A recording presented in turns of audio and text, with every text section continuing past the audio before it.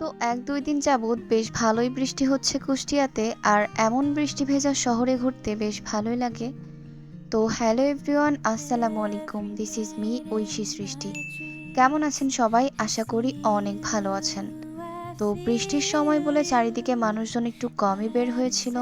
আর ওয়েদারের জন্য চারিপাশটা ভীষণ ভালো লাগছিল। গিয়েছিলাম মেইনলি টেস্টি ট্রিটে, আর এটা হচ্ছে কুষ্টিয়া এনএস রোডের ব্রাঞ্চ।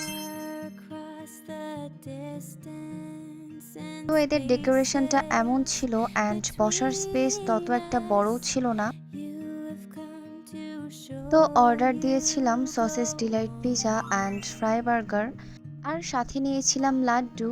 লাড্ডুটা আমার কাছে ভীষণ লেভেলের ভালো লেগেছে অ্যান্ড ফ্রাই বার্গারটাও অসাধারণ ছিল।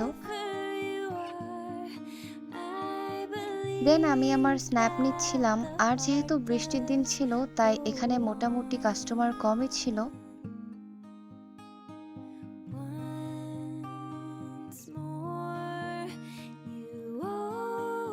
বাই দ্য ওয়ে, পাশেই বাচ্চাদের খেলার একটা সুন্দর প্লেস ছিল অ্যান্ড এখানে অনেক কিউট কিউট কেক পেস্ট্রি ছিল।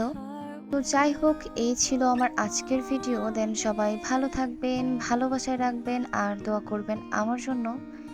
আল্লাহ হাফেজ।